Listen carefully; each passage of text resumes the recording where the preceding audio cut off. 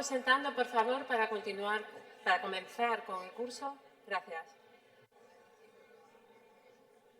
Bueno, muchas gracias. En nombre de la organización me toca a mí presentar la jornada de hoy, que pretende reflexionar sobre las cuestiones que vienen en el programa, ¿no? Las nuevas demandas sociales ante la jurisdicción administrativa ante las nuevas demandas sociales. Y así, primeramente, bueno, pues vamos a dedicar varias ponencias. Es un conglomerado de materias que creemos que son muy importantes, relevantes para el día a día, porque primero trataremos del nuevo tsunami que ha invadido nuestras vidas y nos ha cambiado la manera de trabajar, incluso de comprender el mundo y, desde luego, comprender el derecho. Hay veces en las que la gente ya piensa que con la inteligencia artificial ya está todo resuelto.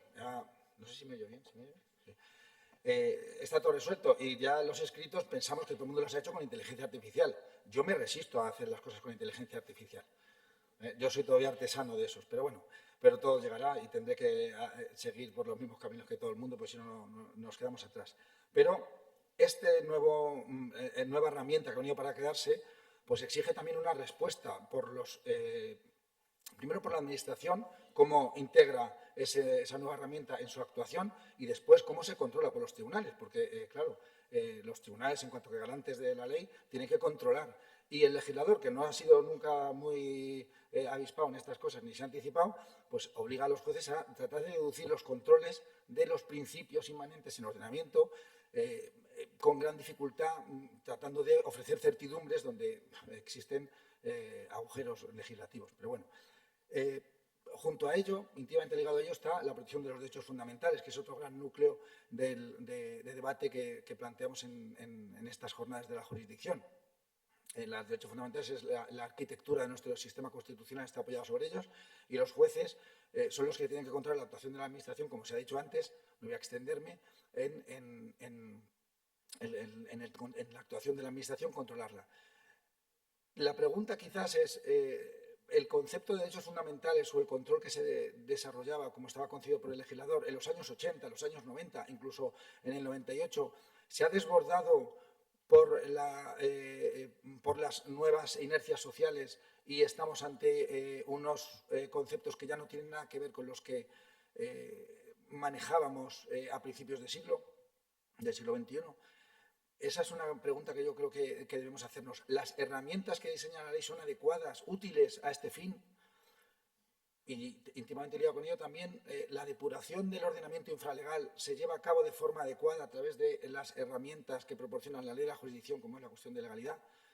Pues esas son cuestiones que yo creo que tenemos que plantearnos, reflexionar sobre ellas y a ver si sacamos algunas conclusiones que puedan ser útiles a nuestro trabajo, también es verdad. Y el último gran tema, que yo creo que es el que también está en la sociedad, es la protección del medio ambiente. El medio ambiente empezó siendo una materia muy específica, arrinconada en el mundo del derecho administrativo, y ha tomado cuerpo y se ha convertido en un elemento transversal, nuclear. De hecho, todos los procedimientos administrativos están ya diseñados en torno a la evaluación ambiental, en torno al análisis ambiental. No ha sido al revés, es el medio ambiente, el análisis ambiental, el que manda. Y la pregunta que hay que hacerse es si las herramientas que proporciona la ley a la hora de evaluar ambientalmente, si el control que lleva a cabo el tribunal, es posible ese control cuando estamos ante unas materias entreveradas por cuestiones técnicas en las que intervienen profesionales muy variada índole, multidisciplinar es el ámbito de control, y si las herramientas de que dispone el juez permiten ese control adecuado de la evaluación ambiental, de planes, de proyectos. Y si la evaluación ambiental responde a las necesidades que plantea la sociedad y las nuevas demandas sociales. Ahora se introduce con fuerza el cambio climático, pero hay muchos factores que no se han tenido en cuenta nunca y ahora empiezan a tenerse en cuenta y determinan la anulación de muchos instrumentos o de proyectos por consecuencia de una inadecuada evaluación ambiental. Sobre eso yo creo que tenemos que reflexionar también. Y esa es la idea motriz que mueve el curso de la jurisdicción. Y como no me quiero extender más, porque ya me ha mirado Esther así con esa sonrisa que tiene, que te sabe poner en tu sitio, pues que casi me toca la campana, pues le paso la palabra. Gracias. Muchas gracias a ti, Fernando. Buenos días. Comenzamos este curso de la jurisdicción con uno de los mejores ponentes que podríamos haber elegido para hablar de derecho administrativo en general, pero especialmente para hablar de la inteligencia artificial en la justicia. Seguro que todos habéis leído ya la sentencia del 25 de septiembre de 25, la sentencia 1119, en la que se habla del control del algoritmo, de código fuente, etcétera. Y no solamente por esto, sino por muchas más cosas que ahora veréis, hemos llamado a Juan Pedro Quintana Carretero. Magistrado especialista de Derecho Administrativo, es magistrado del Tribunal Supremo desde febrero de 2025. Ha tenido una trayectoria profesional larga, llena de éxitos, acumulando numerosos méritos que es imposible que yo hoy enumere aquí. No tengo tiempo para citar todos los artículos, ponencias, trabajos. Lo más importante es aprovechar el tiempo que tenemos con él y escucharle a él, por lo que lo único que voy a hacer es hacer una presentación lo más cariñosa posible. Contaros que le conocí cuando era jefe del gabinete técnico de la Sala Tercera del Tribunal Supremo y tuve la suerte de que accediese a ser mi preparador, uno de mis preparadores en las oposiciones a la especialidad del contencioso administrativo. Gracias a él estoy hoy en día donde estoy, por lo que tengo mucho que agradecerle. Y además tengo la suerte de que desde ese día, si tengo dudas, necesito ayuda o necesito un ponente para el curso, él siempre está dispuesto. Tengo que agradecer su gran generosidad con su tiempo y con su trabajo, porque tiene una agenda imposible y ha hecho un gran esfuerzo viniendo hoy aquí, lo cual yo quiero agradecer y quiero que compartamos todos el placer que va a ser escucharle hablar de inteligencia artificial, de justicia, y le vuelvo a dar las gracias por su disposición a venir a Santander. Muchas gracias. Muchas gracias, Esther, por tu cariñosa presentación, que, en fin, ya lo has dicho tú, se justifica por la relación que nos ha vinculado estos últimos años y no tiene otro fundamento más que ese. En fin, en primer lugar, como es natural, agradecer al Consejo General del Poder Judicial, a la Sala de lo Contencioso de Cantabria y al Gobierno de Cantabria la invitación que me cursaron para compartir con ustedes unas reflexiones que son personales, anticipo, sobre la materia que me han encomendado, la transparencia algorítmica y la inteligencia artificial en la justicia. Son dos temas, no es uno, es un 2 por 1. Esto es uno de los goles que me metió Esther con este curso.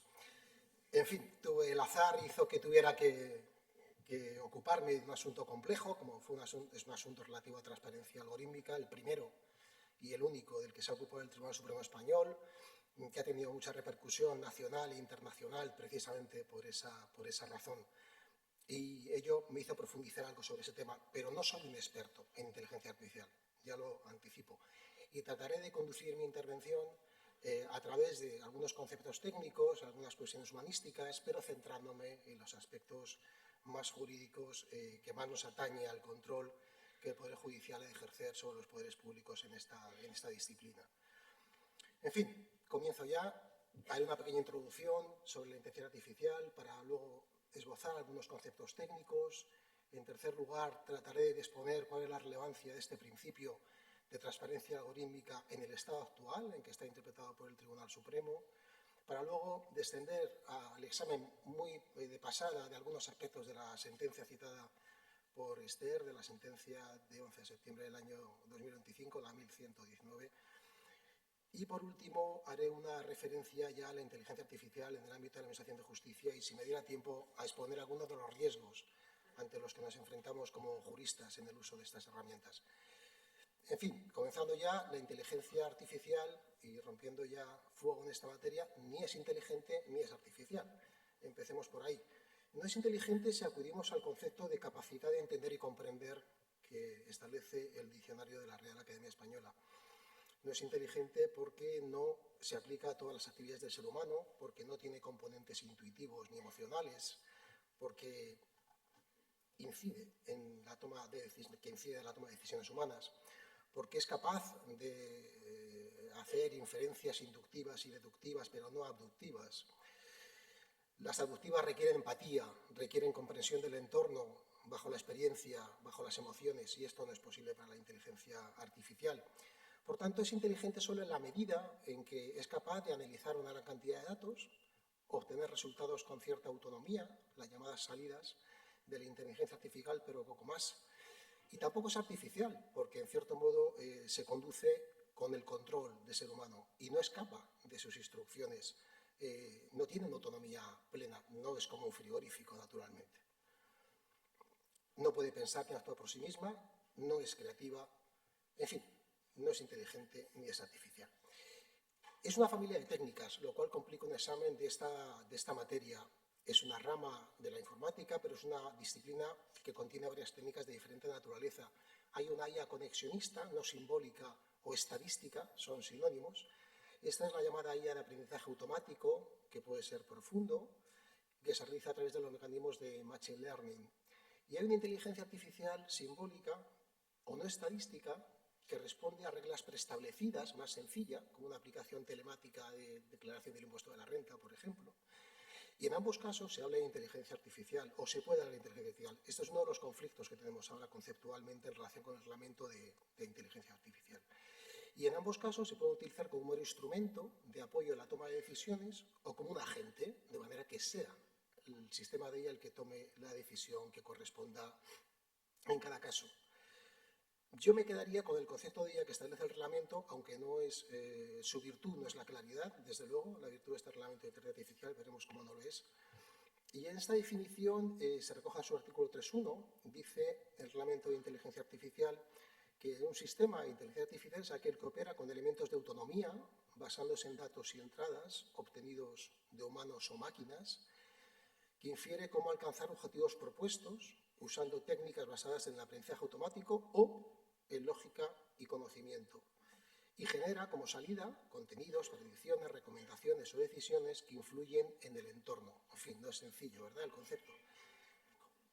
A partir de ahí ha habido una evolución en las herramientas de inteligencia artificial. En 2017 comenzó a desarrollarse la inteligencia artificial generativa, la que tiene aprendizaje profundo. Se basa en redes neuronales profundas que son capaces de crear imágenes, vídeos, textos, traducir idiomas, como todos conocéis. Y pueden ser específicas o de propósito general. Las de propósito general, que son las que usamos habitualmente todos, ¿no?, ¿verdad? ChatGPT o Copilot, en fin. Son las que están más extendidas, y su modelo de funcionamiento se basa en tres ideas muy sencillas. El elemento sustancial son los datos y el algoritmo, pero realmente el proceso de conformación de un sistema de inteligencia artificial se basa en diseñar primero y elegir qué lenguaje se va a utilizar, si va a ser texto, voz, imágenes, incorporarle lo que se llama el corpus, que son los datos de los que se va a nutrir el algoritmo, y crear un algoritmo. Este cóctel forma, muy sencillamente explicado, lo que es un sistema de inteligencia artificial. Se ha dicho que supone la cuarta revolución industrial, se ha equiparado a la electricidad como fenómeno transformador en nuestra sociedad, pero sigue evolucionando. De la inteligencia generativa estamos pasando ya a la computación neuromórfica, que trata de imitar el proceso mental. El siguiente paso será seguramente la inteligencia artificial física, la robotización. Se dice que en un plazo de una década estará presente en nuestras vidas con naturalidad. Y hay un espacio que se está empezando a explorar, que es la convergencia entre la neurotecnología y la inteligencia artificial, que verdaderamente asusta, porque la neurotecnología permite decodificar los procesos electroquímicos que configuran la actividad cerebral, que pueden ser interferidos, induciendo pensamientos, expresiones, emociones o acciones. Imagínense lo que es mezclar, combinar la inteligencia artificial con ese tipo de herramientas. Por tanto, nos podemos hacer muchísimas preguntas. ¿Cómo va a afectar la inteligencia artificial a nuestra cultura, a nuestra historia, a la relación entre los seres humanos, a la interacción, por tanto, de los seres humanos? Bueno, son preguntas humanísticas a las que no podemos responder en este momento, ¿no? Pero desde luego lo que está claro es que no es un fenómeno técnico, no es solo eso, que no es provisional, que ha llegado para quedarse y que afecta a pilares sustanciales del Estado de Derecho y que tiene una conexión directa con los derechos fundamentales, como veremos a continuación. Es una revolución tecnológica que tiene efectos transversales, que nos plantea un reto como sociedad y como sistema político de adaptación a ese nuevo sistema. Dos datos para poner de manifiesto la relevancia que está adquiriendo. La IA concentra ya el 61% de las inversiones globales en capital riesgo, es decir, en las startups o firmas no cotizadas en bolsa. Entre el año 2022 y el año 2025 ha pasado de una inversión del no más del 30% hasta más de un 60%. Y más de la mitad de las inversiones del sector de la computación cognitiva recaen en 4 empresas de Estados Unidos. Incluso el Papa se ha referido en su primera encíclica a la inteligencia artificial, ¿verdad? Haciendo referencia a la necesidad de un orden social justo, reglas justas, marcos jurídicos adecuados y mecanismos de protección de los derechos eficaces. Pues bien, en este estado de cosas podemos estar seguros de que este fenómeno no va a ser como aquello del metaverso, ¿verdad? Una desaparición de la moneda por la entrada de monedas digitales que parecía que asustaba, pero que quedó tuvo menos impacto del que se esperaba. Se ha dicho incluso que puede ser un peligro para el Estado de Derecho y para los sistemas políticos democráticos. Y les doy un dato. El Center for IA Safety, una organización estadounidense sin ánimo de lucro, el 30 de mayo del año 2023, pues hizo una declaración. La declaración sintéticamente es la siguiente: mitigar el riesgo de extinción de la humanidad, se supone, derivado de la IA, debería ser una prioridad mundial, junto con otros riesgos a escala social como las pandemias y la guerra nuclear. Este foro estaba compuesto, o fue firmada esta declaración, por los CEOs de todas las grandes empresas tecnológicas, OpenAI, Google, Amazon, Microsoft, reputados científicos de las universidades más prestigiosas del mundo y personalidades muy conocidas. Elon Musk, en una entrevista reciente, afirmó que el riesgo de que, desarrollada la IA física, los robots pudieran atacar a los hombres estaba en torno a un 15 o un 20%. En fin, si eso lo dice Elon Musk, la cosa es preocupante. En fin, no nos alarguemos demasiado. Lo cierto es que los riesgos están muy vinculados a su mal uso, a la manipulación de la sociedad a través de campañas de desprestigio de las instituciones, al uso de datos personales, falta de confidencialidad, sesgos, etcétera, etcétera. Pero también tiene indudablemente muchas ventajas. Para empezar, su potencialidad es muy útil para aumentar la eficiencia de los servicios públicos, de las administraciones, para facilitar la rendición de cuentas, los procesos participativos de los ciudadanos. En fin, tiene, como decía, favorecer la igualdad, incluso la plena efectividad de los derechos fundamentales. De manera que hay riesgos indudables, también hay ventajas, y la cuestión es cómo afrontar esos riesgos. Desde la regulación, desde la desregulación, desde una regulación responsable, una gobernanza matizada. Bueno, ese es el problema, ese es un problema jurídico importante. Lo que es indudable es que esos riesgos han de ser prevenidos y evitados. Una herramienta útil puede ser el Reglamento de Inteligencia Artificial Europeo. Veremos qué juego puede dar y veremos cómo están otros países a nuestro alrededor.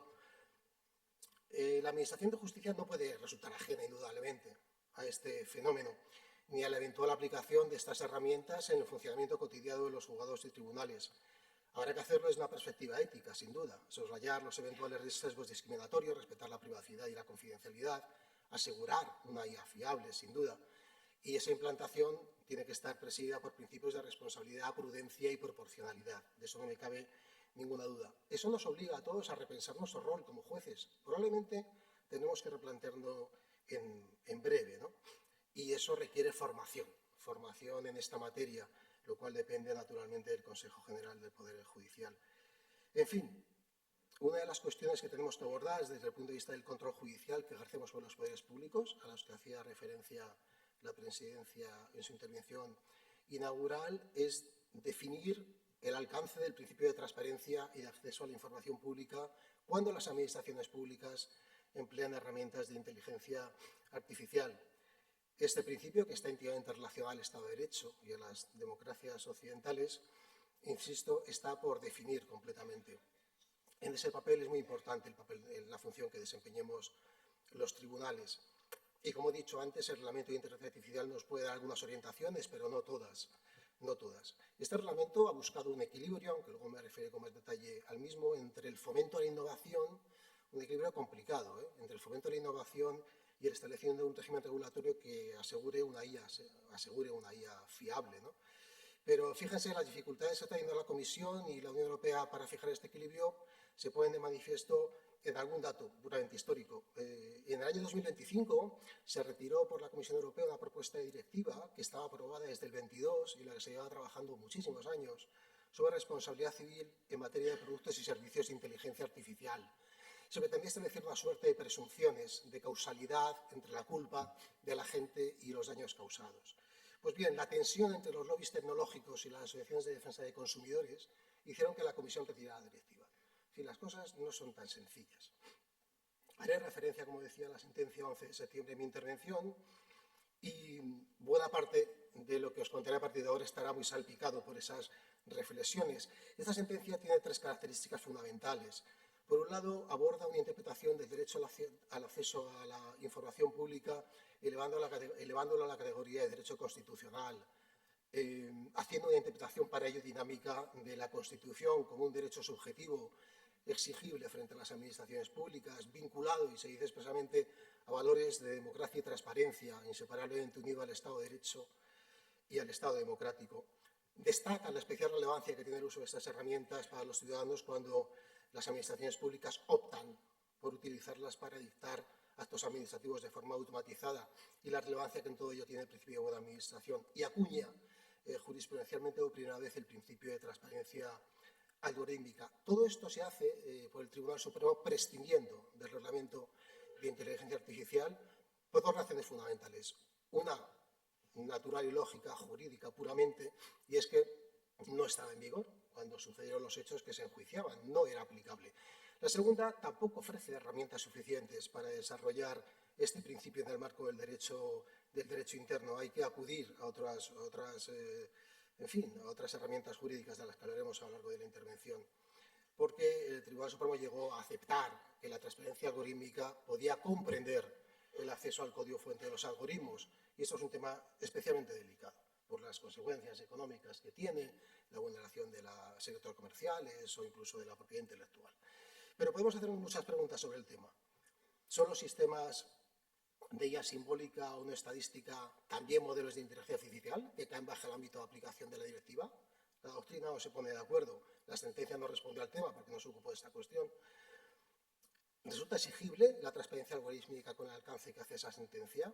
¿Debe conllevar, por tanto, el acceso al código fuente? ¿Cuándo? ¿Con qué límites? ¿Cómo se ejerce la tutela judicial efectiva frente a decisiones automatizadas sin motivación? Que era el caso. ¿Cuál es la naturaleza jurídica de los algoritmos? ¿Son disposiciones generales o actos administrativos, como dicen muchos juristas? ¿Son meras herramientas técnicas? La calificación es sustancialmente diferente y tiene consecuencias en cuanto a su procedimiento de elaboración, como todos ustedes saben. ¿Hay que hacer una reserva de humanidad para determinados actos administrativos? ¿No sean aplicables herramientas automatizadas de IA? En fin, son muchas las preguntas y yo no se las voy a resolver. De manera que van a salir hoy con más incertidumbres de las que entraron, casi con toda seguridad.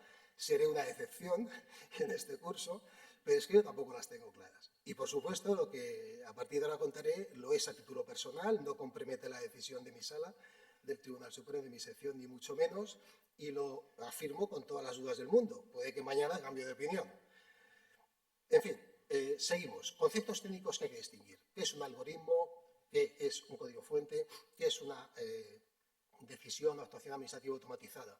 Hay que distinguir esos conceptos. El algoritmo, en definitiva, es un grupo finito de operaciones organizadas de manera lógica y ordenada que permitan alcanzar una determinada solución a un problema o realizar una tarea, por parte, claro, de una computadora. Se trata de un conjunto de órdenes preestablecidas, de instrucciones preestablecidas.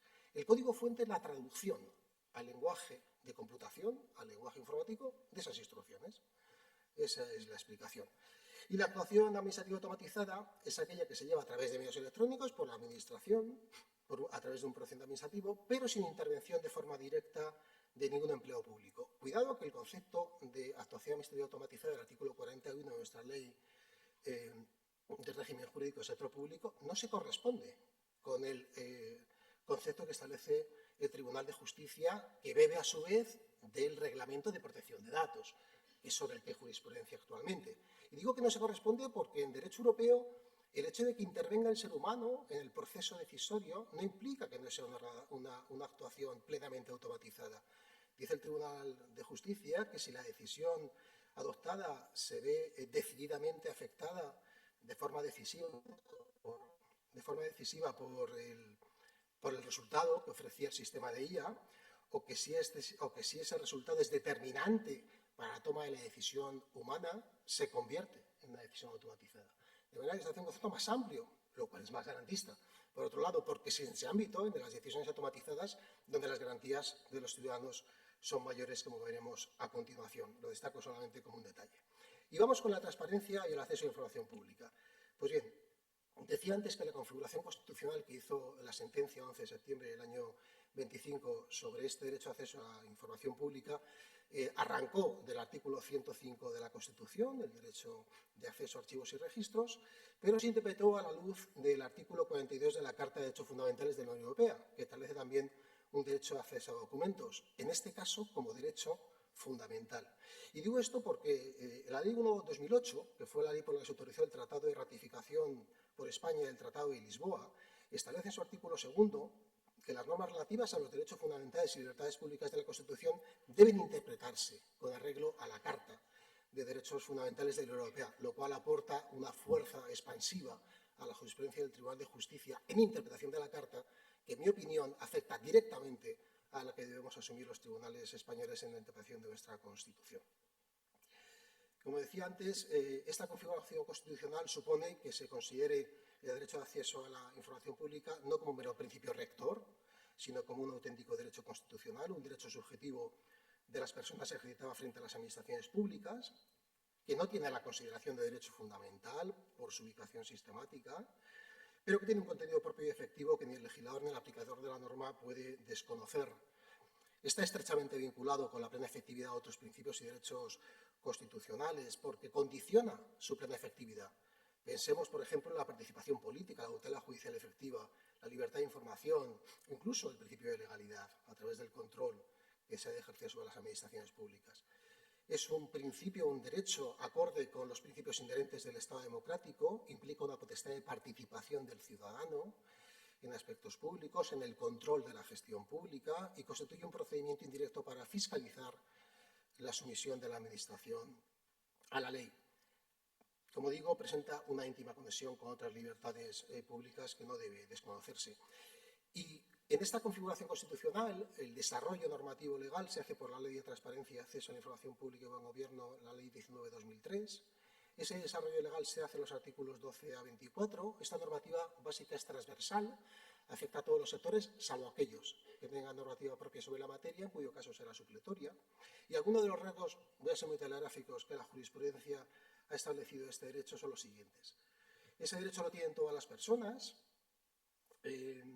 Por supuesto, las aplicaciones y programas informáticos, los software, se encuentran bajo el ámbito material de la ley, son información pública. No es necesaria una motivación específica para ejercer ese derecho, basta incluso el interés privado. No es un derecho ilimitado, tiene límites. Estos límites están establecidos en la propia ley, artículos 14 y 15, por ejemplo, seguridad nacional, seguridad pública, secreto profesional, propiedad intelectual, en fin, por protección del medio ambiente, por poner algunos ejemplos. La aplicación de estos límites debe ser justificada y proporcionada al objetivo y a la finalidad de la protección, atendiendo a las circunstancias del caso. Por tanto, siempre hay que hacer una ponderación de intereses al aplicar estos límites como obstáculo de acceso al acceso a la información pública. No son causas de exclusión del acceso, solo son límites ponderables. No existe una potestad discrecional de la Administración en su aplicación, no cabe, por tanto, una aplicación genérica. La mayor parte de las decisiones administrativas de denegación de acceso que se anulan por el Consejo de Transparencia lo son porque no se han justificado los límites por las administraciones públicas. Se afirman, pero no se justifican, no se ponderan. Y, por supuesto, el principio de buena administración, digamos que apoya o digamos que conduce también a una interpretación expansiva de este derecho, que el Tribunal Supremo ha llegado a decir en esa sentencia que es un derecho que tiene unos límites que han de ser interpretados de forma restrictiva, no solo estricta, sino restrictiva. Principio de buena administración, que tiene su reflejo en el artículo 41 de la Carta de Derechos Fundamentales de la Unión Europea y que, como saben, la jurisprudencia ha extraído de ese principio una serie de derechos que son invocables frente a las administraciones, y yo entiendo que entre ellos está el derecho de acceso a la información pública y el derecho a la transparencia, ¿no? Bueno, dicho esto, ¿qué trascendencia tiene este principio cuando nos enfrentamos ante actuaciones automatizadas de las administraciones públicas? Este es un tema que ha levantado mucha expectación de la doctrina, hasta el punto de que he leído en algún artículo que hay ya más de 600 publicaciones en inglés y 500 en castellano, solo sobre esta materia, fíjense, hasta 2025. Decíamos antes que, bueno, el Estado social, democrático y de derecho puede estar en riesgo, amenazado por la inteligencia artificial, pero también hablábamos de innumerables ventajas. Yo entre los riesgos destacaría, para mí los más relevantes, sin duda, aparte de los sesgos que pueden ser consecuencia del diseño del algoritmo, consecuencia incluso de su mal uso por los seres humanos o de los datos incorporados al sistema. Pero a mí me preocupa más la opacidad. Y veremos un poco más adelante por qué. La opacidad de estas herramientas, cuanto más sofisticadas son más opacas. Y, en fin, en definitiva, las administraciones públicas han de estar sujetas al principio de legalidad. Y también, cuando usan herramientas de inteligencia artificial, desde luego esta ha de ser fiable, ha de ser respetuosa con los derechos fundamentales y otras exigencias de la sociedad democrática. Y los tribunales tenemos el deber de asegurar que así sea. Y el acceso a la información pública es uno de esos derechos que puede operar exigiendo un cierto nivel de transparencia algorítmica cuando se hace uso, insisto, por los poderes públicos de esas herramientas, sobre todo cuando se hace uso para dictar o para resolver de forma automatizada. Pero también cuando se apoyan en esas herramientas y digamos que el resultado de salida de la herramienta es decisivo en la toma de decisiones posteriores. Esa transparencia exige comprensibilidad del funcionamiento de los sistemas de inteligencia artificial, explicabilidad de los mismos, una descripción del diseño del algoritmo, bueno, en fin, exige lo que viene considerando la doctrina, tanto la transparencia algorítmica en sentido estricto como la llamada explicabilidad. Cuando se habla de transparencia algorítmica en sentido estricto, la doctrina se está refiriendo a la transparencia del sistema algorítmico, de la propia herramienta del sistema de inteligencia artificial.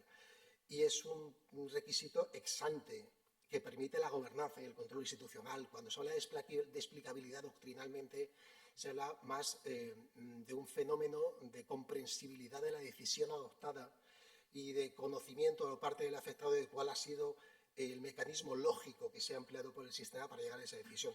Se está pensando en un requisito ex post, por tanto, y que se enfrenta o se dirige hacia el afectado. Pero en mi opinión, en ambos casos, ambos conceptos son englobables por la llamada transparencia algorítmica a la que nos estamos refiriendo. Y lo cierto es que no es reprobable que las administraciones públicas empleen estas herramientas automatizadas. Aumenta la eficiencia, sin ninguna duda. Las utilizan frecuentemente en el diseño de políticas públicas, las utilizan en actuaciones concretas, fraude fiscal, ya se sabe, en persecución de fraude fiscal, en aplicación de beneficios sociales, en gestión de listas de espera en la sanidad pública, en asignación de becas académicas, en la contratación pública, en la evaluación de rendimiento de los funcionarios. Se utiliza con normalidad. El problema es que se está utilizando con normalidad en un espacio de opacidad normativa.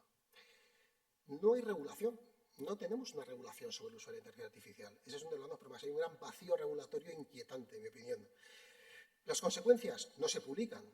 Las herramientas de ella que se emplean no se explican, no permiten auditorías independientes, no se facilita el acceso del ciudadano a los códigos fuente, lo que genera consecuencias intolerables desde la perspectiva del Estado de Derecho, porque generan una suerte de imposibilidad de control real, de legalidad del algoritmo, de indefensión material, de imposibilidad de detección de sesgos, de debilitamiento de la rendición de cuentas. Estos riesgos son tangibles y evitables, además.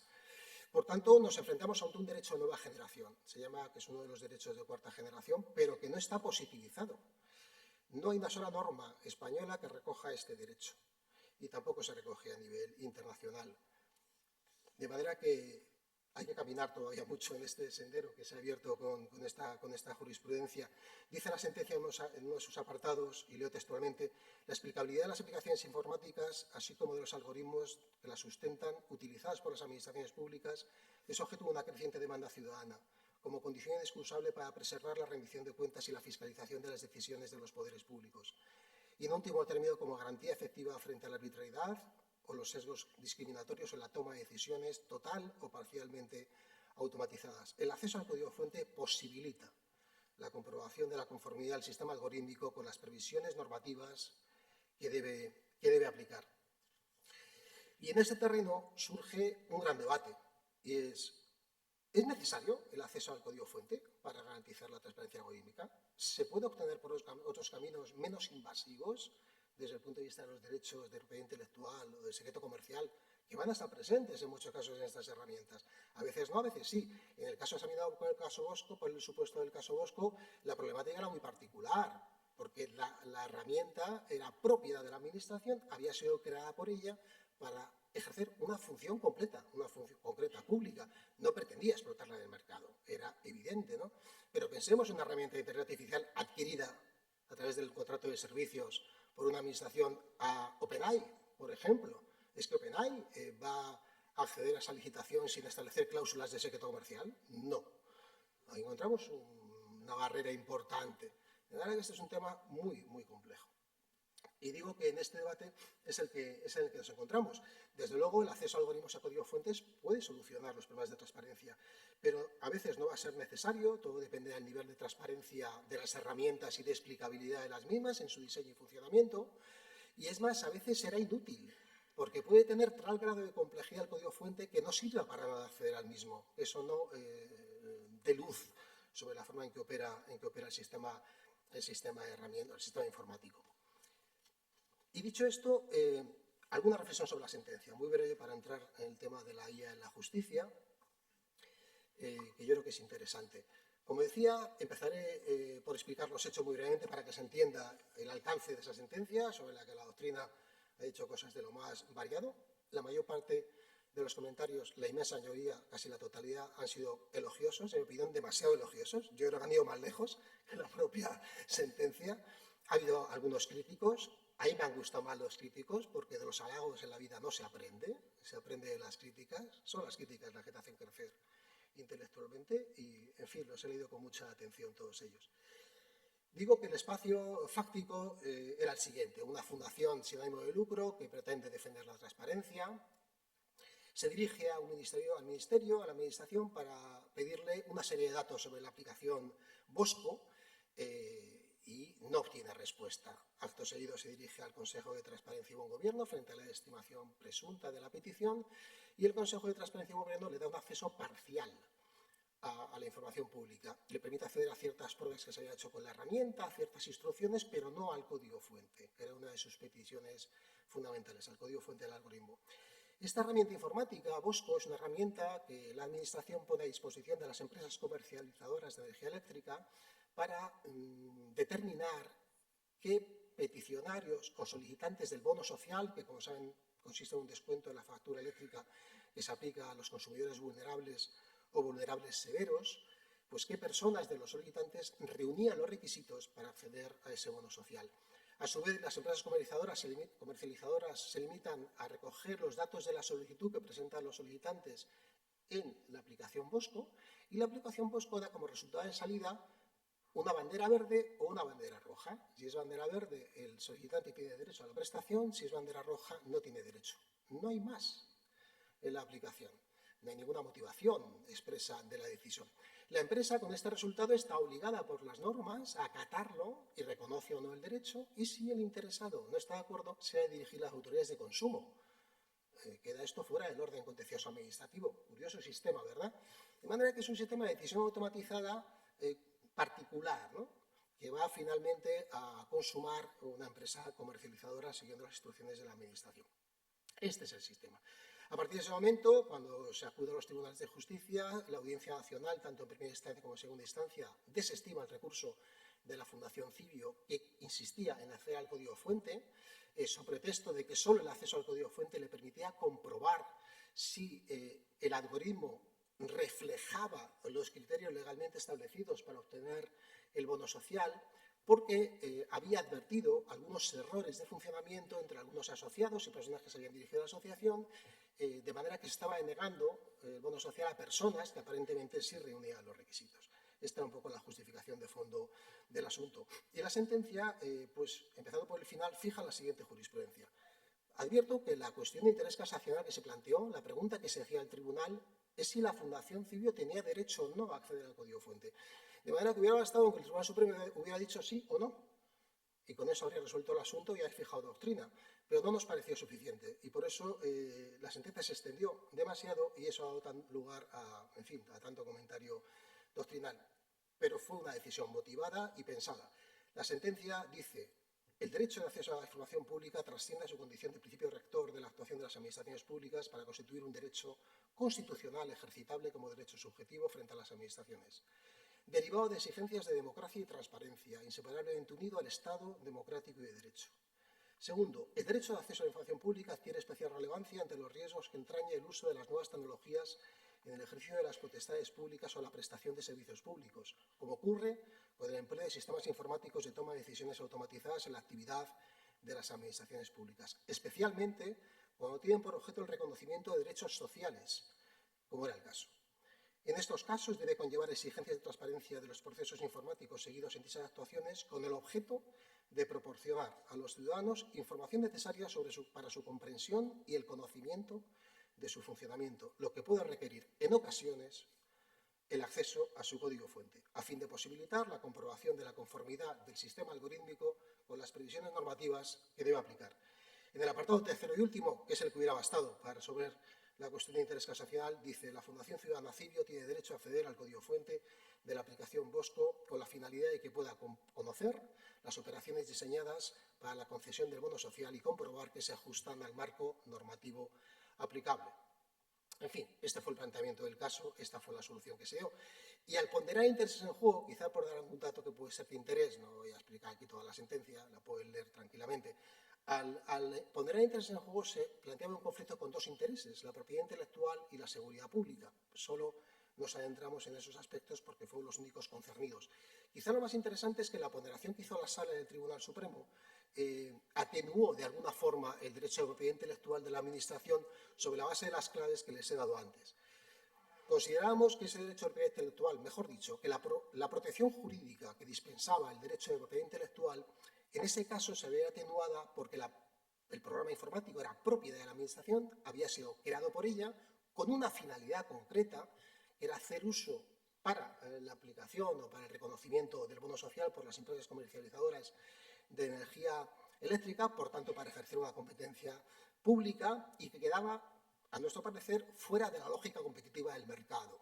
Eso atenuaba mucho la propiedad intelectual y, en segundo lugar, por una idea, en fin, que está muy extendida en la doctrina, y es que en estos casos la explotación no autorizada de estos instrumentos, de estos productos de propiedad, sujetos a propiedad intelectual, suele ser minimizado cuando hay administraciones públicas de por medio, con cautelas, como por ejemplo conceder el acceso con prohibición de la difusión y de la utilización del código fuente, con la advertencia expresa de las responsabilidades en que se puede incurrir, incluso con un compromiso de quien accede al código fuente de uso limitado de la información recibida y un deber de reserva sobre lo mismo.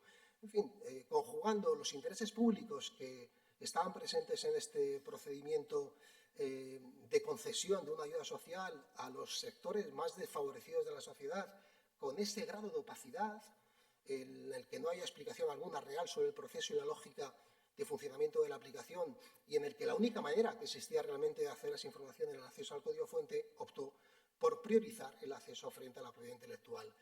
Cuando nos enfrentamos al tema de la seguridad fue más sencillo, porque aparte de que la seguridad, aparte de que había una afirmación en el procedimiento, hay un informe pericial que afirmaba que todas las herramientas informáticas de esta naturaleza presentan vulnerabilidades de seguridad cuando se accede al código fuente, todas, esto lo decía la propia Administración, lo cual se le volvía en contra, porque si siempre hay vulnerabilidades, ese no puede ser una razón para impedir el acceso al código fuente, porque no lo habría nunca.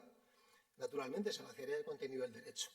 De manera que lo que hay que hacer es preservar esa vulnerabilidad, establecer los canales, los parches, las herramientas informáticas para disminuir la vulnerabilidad lo más posible. Pero es que en el caso concreto no se había ni siquiera razonado cuál era el alcance de la vulnerabilidad.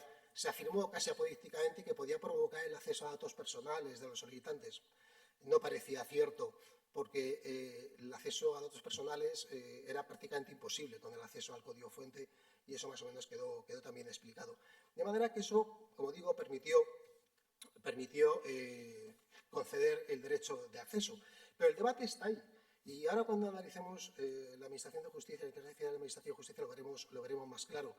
Sí quiero señalar, antes de acabar esta parte de la intervención, que una de las cosas en las que reparó la sentencia, yo creo que importantes, es que no existían autoridades independientes que preservaran la conformidad del ordenamiento jurídico de estas aplicaciones que utilizaban las administraciones públicas. No existía entonces, ahora sí existe, la Agencia Española de Supervisión de Inteligencia Artificial, que se creó en 2021 y se reafirmó su creación en 2022 y su estatuto es del año 2023, tiene entre sus funciones supervisar de oficio los sistemas de inteligencia artificial utilizados por las administraciones públicas. Siguiente este es muy importante sobre todo para los jueces y los abogados, apoyar técnicamente y asesorar a jueces y tribunales en casos de conflictos relacionados con la inteligencia artificial a requerimiento de los propios tribunales. De manera que es una agencia que puede ayudarnos y mucho cuando nos toque la función de control sobre los sistemas de inteligencia artificial, ya sea para controlar la propia decisión, ya sea para controlar su motivación, ya sea para comprobar el cumplimiento de obligaciones de transparencia que establece el reglamento, por ejemplo, de inteligencia artificial sobre estos sistemas. Y vamos con la inteligencia artificial en la justicia. Bueno, por lo que he comentado hasta ahora es evidente que es necesaria una regulación de la inteligencia artificial. No existe. Hay un proyecto de ley aprobado este martes pasado del Gobierno, pero no nos engañemos, es un proyecto de ley de gobernanza. Es decir, es un proyecto de ley que se remite a la directiva, que recoge cuáles son las autoridades de vigilancia en España y que innova en algo que es establecer el régimen sancionador, algo que el reglamento de inteligencia artificial del 24 había dejado en manos de los Estados miembros, pero no regula la inteligencia artificial y no regula su uso por las administraciones públicas. Eso habrá que hacerlo mediante legislación básica, leyes 39 y 40/2015, y está por diseñar y por ver cómo se va a desarrollar. ¿Cuál es el marco normativo de la IA en la justicia?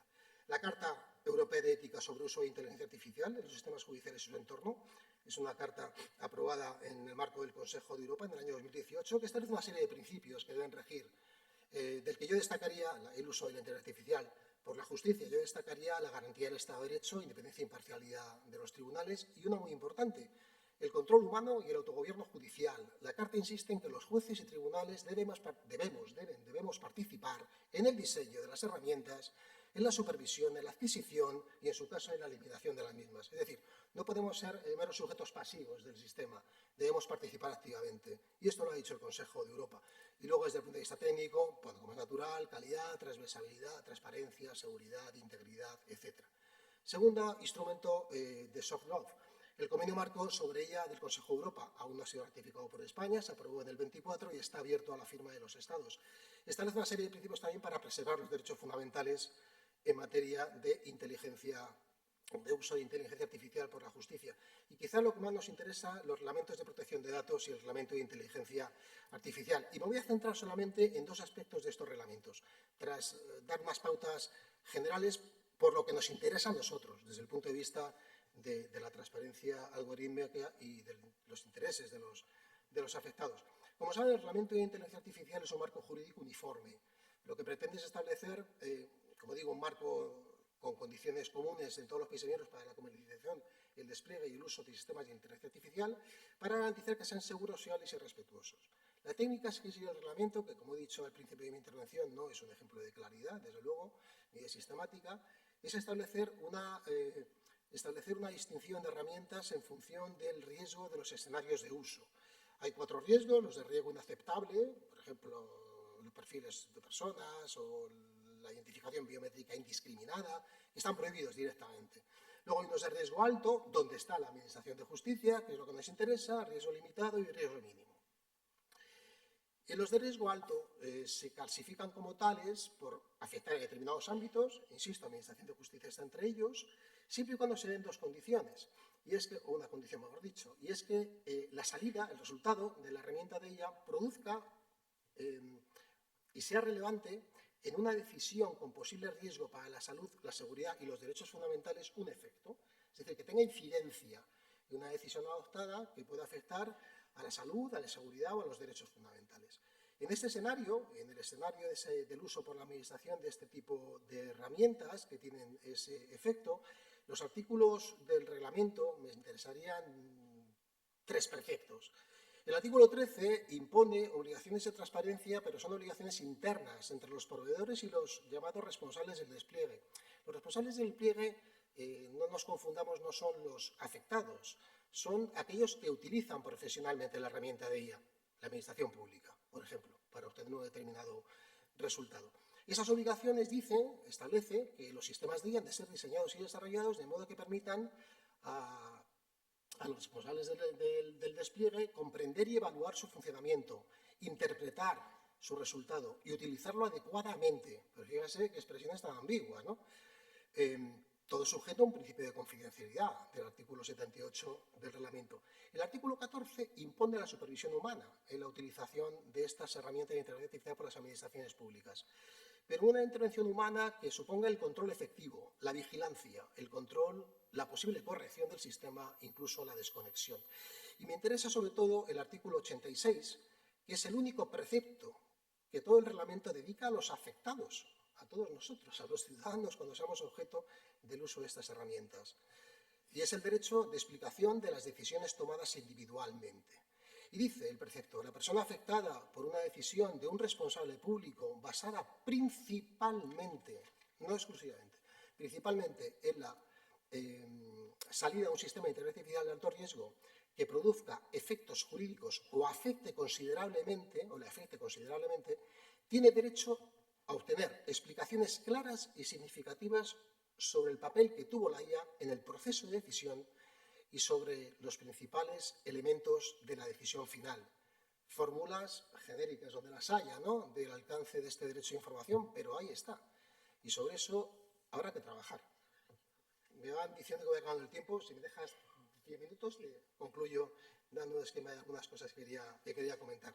Estos son quizás los proyectos más importantes. Hay un artículo en el Reglamento de Protección de Datos dedicado a actuaciones también, a decisiones individuales automatizadas, pero finalmente se conduce hacia el mismo tema, información de que hay uso de tratamiento de datos para los afectados, información significativa, dice en este caso, sobre la lógica aplicada, la importancia y las consecuencias previstas a los afectados.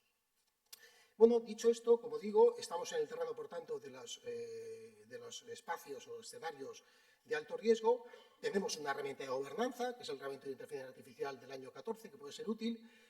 En nuestro entorno, al margen de lo que en Europa se hace, el camino que se está siguiendo es el de la desregulación, con carácter principal, priorizando el liderazgo tecnológico o la contratación pública de estas herramientas, como ocurre en el ámbito americano, donde Trump derogó la orden ejecutiva que Biden había aprobado en el año 23 para establecer medidas de gobernanza sobre la IA.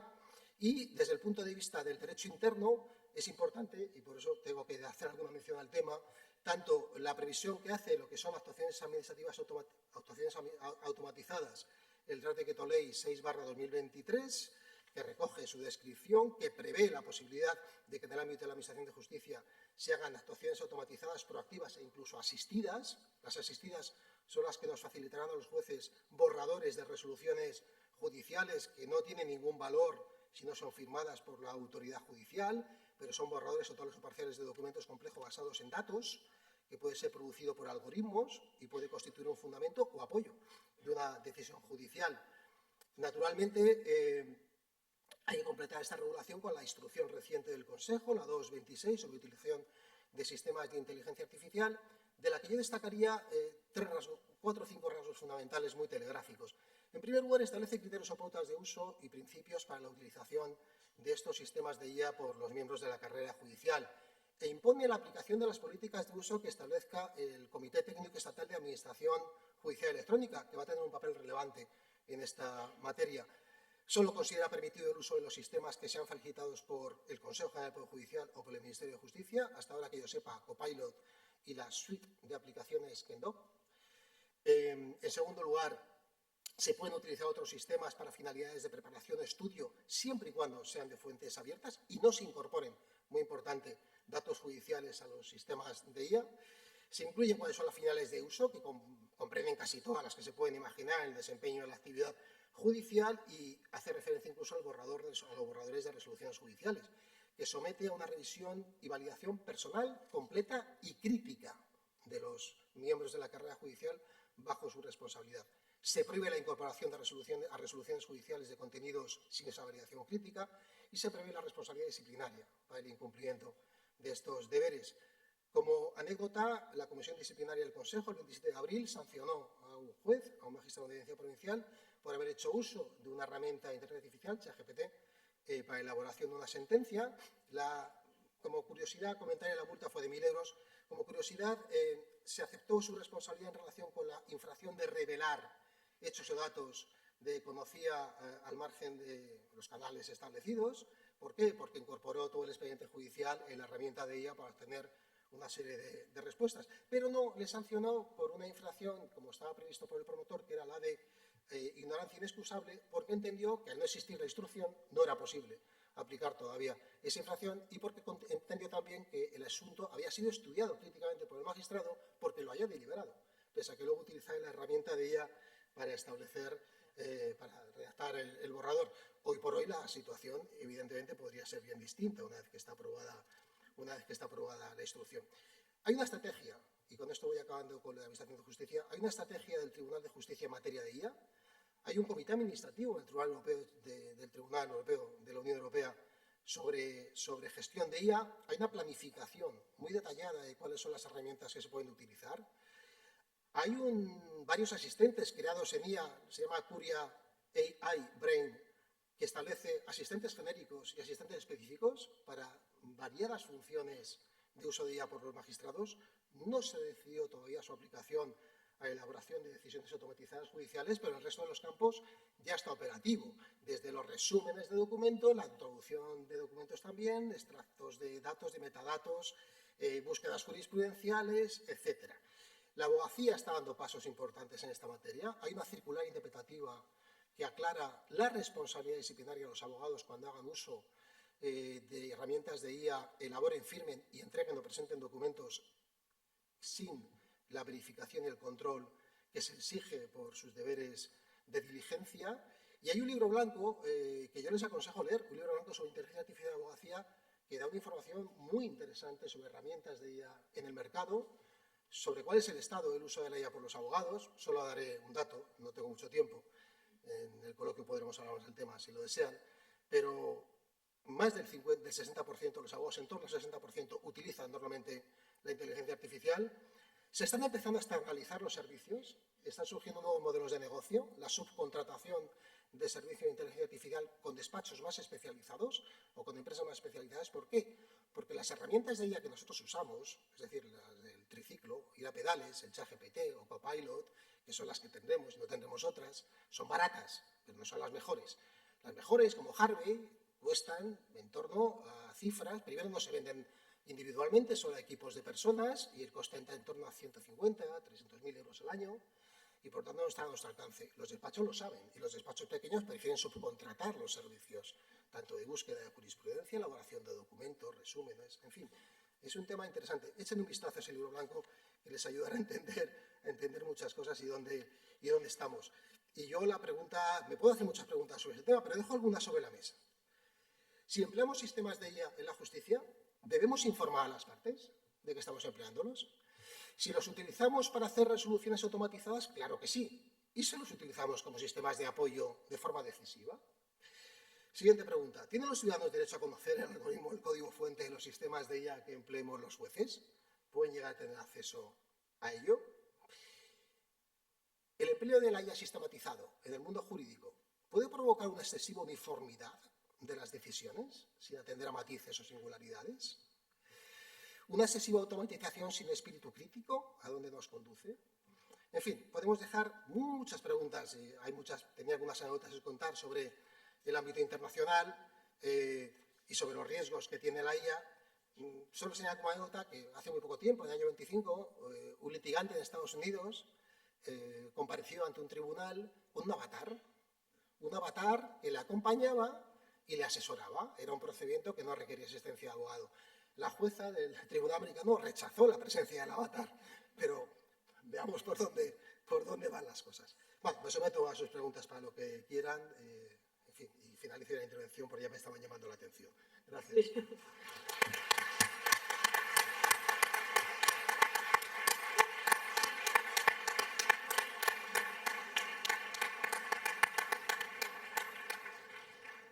Pues muchas gracias, felicidades por la intervención. Yo creo que es de destacar, conforme ha dicho el ponente, que las administraciones públicas tendrán que utilizar la IA con responsabilidad y con proporcionalidad, que todos tenemos que formarnos, que hay que luchar por la transparencia, porque efectivamente la opacidad, el no saber a lo que nos enfrentamos, el no saber qué es lo que tenemos enfrente, va en contra de los principios generales de actuación de las administraciones públicas en todos los aspectos. La Ley de Procedimiento Administrativo dice que las administraciones públicas, incluso con IA, tienen que actuar con transparencia para lograr nuestra confianza.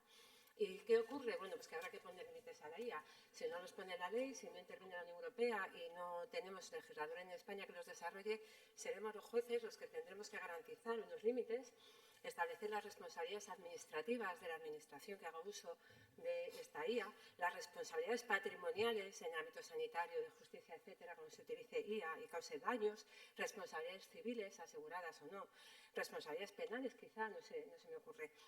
En todo caso, yo lo único que pido es que se garantice que los jueces que tengan que utilizar IA, porque tendremos que utilizar IA todos en algún momento, tengamos autonomía y podamos imponer nuestro criterio si no coincide con el de la IA. Eso espero. ¿Nos da tiempo para hacer alguna pregunta? Una pregunta por lo menos. No sé si alguien tiene alguna pregunta que hacer en el auditorio. Veo una mano de un compañero de José Ramón y luego otra mano de otra chica que no reconozco. Yo creo que con estas dos preguntas os pasarán un micrófono, sí. Bueno, José Ramón habla muy alto, a lo mejor no hace falta.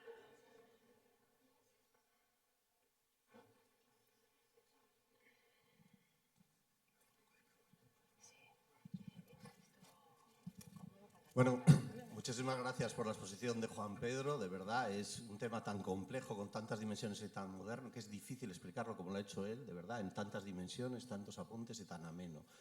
Por lo cual, les recomiendo vivamente que lean la sentencia Bosco que ha estado comentando. Y sobre todo por una razón, porque esa sentencia ha supuesto como una especie de Big Bang que ha lanzado a todo el mundo y a la prensa de mucha gente que no la ha leído a decir: ahora puedo pedir derecho a transparencia de todo y saber y conocer todos los algoritmos de mi administración. Han sido como los news en el Kalahari, corriendo todos a pedir transparencia al socaire de la sentencia. Pero Juan Pedro lo ha puesto en sus justos términos. Y lo digo por lo siguiente: Juan Pedro es el ponente de la sentencia. Para los que no sean jueces, no piensen que todos los jueces se juntan y cada uno va aportando y construyéndola como un mosaico. No, hay un ponente que la redacta y los demás introducen pequeñas matizaciones, lo cual quiere decir que tenemos la fortuna de tener al ponente que de su puño y letra ha redactado posiblemente el 95% de la sentencia y convencido a sus compañeros. Y si leen esa sentencia, que es muy densa, tan densa que disuade en un tiempo en que nadie lee porque no tenemos tiempo ni queremos, y incluso se aplica la inteligencia artificial a leer una sentencia sobre inteligencia artificial, esa sentencia que tiene 50 páginas está cuajada de pequeñas cosas que nos gustan a los juristas, que son las letras. Dice: en tanto no esté regulado, primera advertencia. Segunda, en este caso concreto. Tercera, se refiere a programas de la propia administración. Todo eso importa, pero muchos se quedan con el trazo grueso. Ah, ya está, todos a pedir transparencia. Por lo tanto, vivamente el ponente ha fijado y circunscrito exactamente el alcance del derecho que quería. No se pronuncia, que esto es muy importante, y lo ha remarcado, sobre la materia de esa propiedad intelectual que puede haber cuando son programas externos, no hechos por la propia administración. ¿Por qué? Porque yo intuyo que la Europa de los mercaderes, la Europa que se asienta sobre la capital, sobre la empresa, jamás habrá fuerza humana que consiga que se faciliten los códigos fuentes que se suministran en procedimientos de contratación pública. Ni jueces, ni sentencias, nadie. Es como la fórmula de la Coca-Cola. Esto es una intuición que tengo. Y lo tercero es la pregunta. Habrá el ponente, porque me ha brotado, que supongo que la respuesta será negativa, pero como he escuchado, es un derecho fundamental la transparencia algorítmica. Y si es un derecho fundamental que no estaba en la Constitución, porque es una laguna sobrevenida con el tiempo y que se incorpora como tal derecho fundamental, automáticamente me viene aquello que todos vemos en las oposiciones y en la Constitución, que dice: hombre, si es un derecho fundamental, la regulación de su contenido esencial será por ley orgánica, su ejercicio por ley ordinaria sujeto a reserva de ley. Lo digo porque si la consecuencia es esa, o por en cambio, cuando ha citado el ponente que se acaba de aprobar el proyecto de ley de gobernanza, el proyecto de ley de gobernanza sí entra en el contenido de la transparencia indirectamente, porque mete 75 infracciones que en sentido negativo están afirmando. Si dice se sancionará si algún sujeto, persona pública o privada, maneja esto y lo otro, pues indirectamente se están fijando mandatos. Entonces la pregunta es: ¿cómo ve este tema de la reserva de ley? ¿O no? ¿O qué pasa?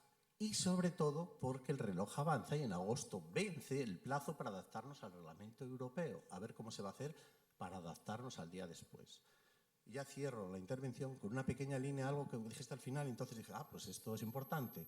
¿Qué va a pasar con jueces y abogados cuando usan instrumentos algorítmicos? En España, se conocen los abogados que aquí presentes mejor que yo, deontológicamente se dice que un abogado, cuando atiende al cliente, tiene el deber derivado de la transparencia deontológico, no jurídico, de informarle que va a utilizar en su defensa herramientas algorítmicas.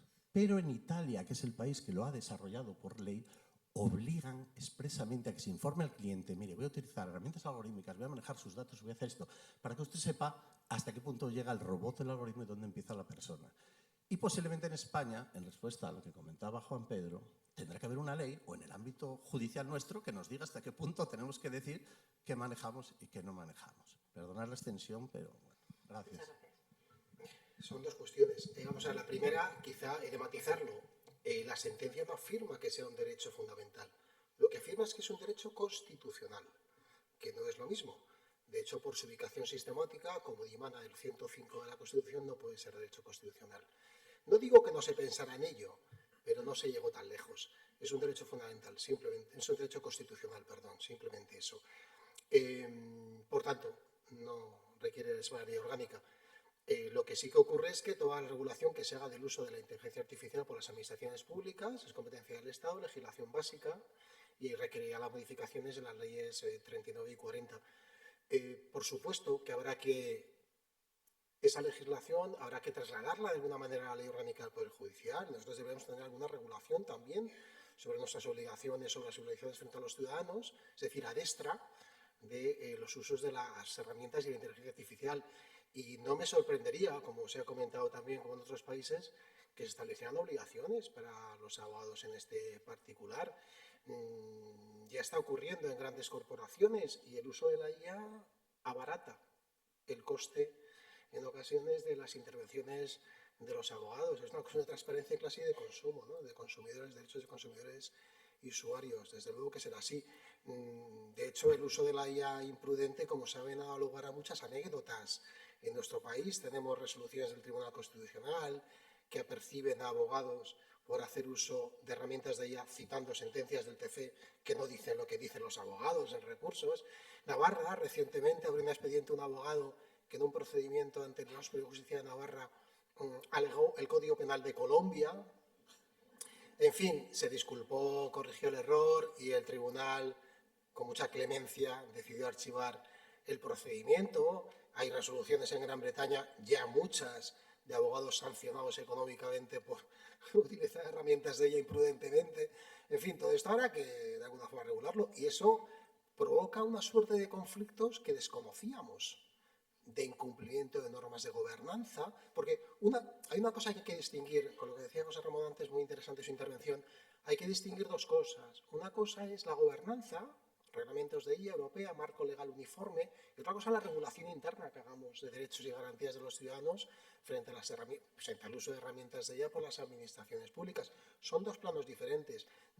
Lo único que tenemos normativa ahora mismo europea, y si se aprueba algún día este proyecto de ley en derecho interno, es sobre gobernanza, pero no tenemos todavía regulación sobre el uso de la IA por las administraciones públicas y los derechos de los ciudadanos frente a esos usos. Está por ver lo que haga el legislador. Bien, había otra pregunta. Yo he presentado al primer participante, pero no te veo bien la cara desde aquí. Si puedes presentarte y hacer la pregunta, se la pueden pasar, por favor, a esta chica el micrófono. Gracias.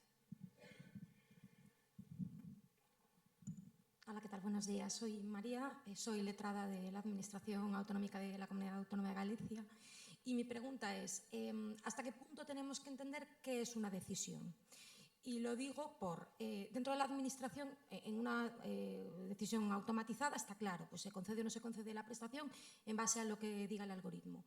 Pero es verdad que dentro del mundo de la Administración pública, antes de tomar una decisión, se pasa en muchas ocasiones por pasos previos en los que hasta qué punto esas, digamos, ejemplo, informe jurídico que se va emitiendo con carácter previo y que no es vinculante a la toma de una decisión final, se considera decisión o no se considera decisión a efectos pues, de la regulación del uso de la inteligencia artificial. Y segundo, desde el punto de vista de los operadores jurídicos, un magistrado o magistrada queda clarísimo, puede adoptar o no adoptar una decisión final, pero desde el punto de vista de los letrados que participamos en el ámbito de la defensa de la Administración, claro, ¿hasta qué punto se puede compatibilizar la defensa propia de la Administración con el derecho del ciudadano al que estamos dirigiendo nuestra actuación a conocer ese uso de nuestras propias herramientas y hasta qué punto nosotros tomamos decisiones que afectan al ciudadano o decidimos estrategias de defensa hacia la Administración. Es algo que me genera una cierta dificultad a la hora de enfrentarme a cómo podría afectar el uso de las herramientas en este aspecto. Pues es muy complejo porque está muy por definir. Evidentemente la decisión es el resultado final del procedimiento, es el acto que pone fin al procedimiento de que se trate. El problema es que las garantías frente al uso de las herramientas de inteligencia artificial por las administraciones públicas afectan tanto a las decisiones finales como a los instrumentos de apoyo. Y evidentemente las garantías son mucho mayores cuando son decisiones finales, pero el Tribunal de Justicia, en sus primeras decisiones sobre el Reglamento de Protección de Datos, que tiene un artículo que es el 22, échenle un vistazo, que hace referencia a las actuaciones automatizadas individuales de sujetos privados o públicos frente a los particulares, cuando puede producir efectos jurídicos sobre los mismos. Cuando ha tratado de interpretar qué se ha de entender por decisión automatizada, por ejemplo, ha extendido mucho el concepto. Ha extendido el concepto a aquellos ámbitos en los cuales en la decisión ha participado un ser humano, pero en una fase previa ha habido herramientas de ella empleadas que han sido decisivas en esa decisión final. Y ha considerado que hay una decisión automatizada. El problema son las decisiones automatizadas, pero ese concepto es un concepto delicado. Es un concepto muy delicado porque como les he leído algunos pasajes de los artículos del reglamento y vean que están salpicados de conceptos jurídicos indeterminados de un grado de imprecisión muy alto.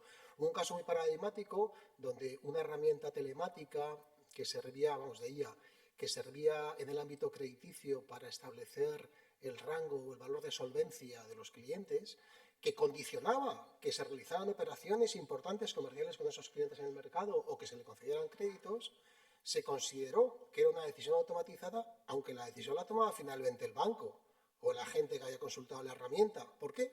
Porque se comprobó que en un porcentaje altísimo de los casos la decisión se correspondía con la ratio ofrecida por la herramienta.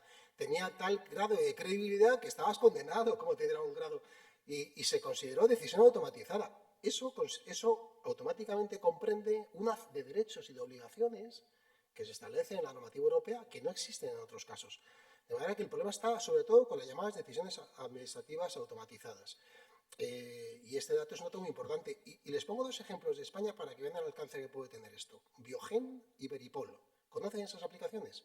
Biogen es una aplicación que evalúa el riesgo de las mujeres de ser objeto de reincidencia en maltrato, en violencia de género, cuando piden alguna medida de protección, son denunciantes y demás. Veripol es una herramienta que utiliza la policía para detectar denuncias falsas en materia de robos y hurtos por razones de los seguros, supongo, ¿no? Bueno, pues se ha comprobado en un estudio reciente que en no más del 3%, no recuerdo la cifra exacta, estaba en torno al 3%, en una u otra herramienta, la policía no se separaba del juicio que le daba la herramienta. Un 3%. Según el test de fiabilidad de esas herramientas, no alcanza ni de risa esa fiabilidad. Solo un 3% se separaban. Y les digo algo más, los jueces que trabajan en esos juzgados de violencia de género, utilizan esos informes de la policía que están apoyados en esa herramienta de Biogen para conceder las medidas cautelares de protección. Cuidado. ¿Cómo funciona Biogen? ¿Hay alguna publicidad sobre su método de funcionamiento, sobre los parámetros que emplea? ¿Se sabe algo?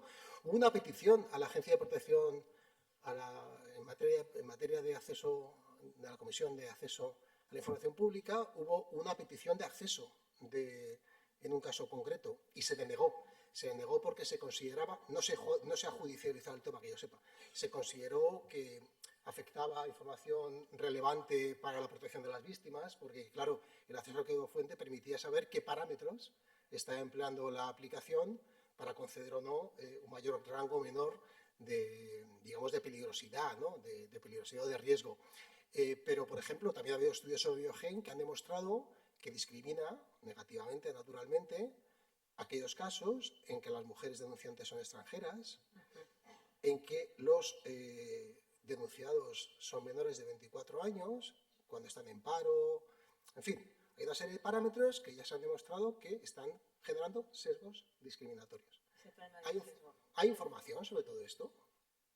Sí, en fin, Bueno, Juan Pedro, vamos a terminar, no doy más turno de palabra porque, y me va a reñir el codirector, que siempre soy tan estricta con el tiempo, nos hemos pasado con el tiempo mucho.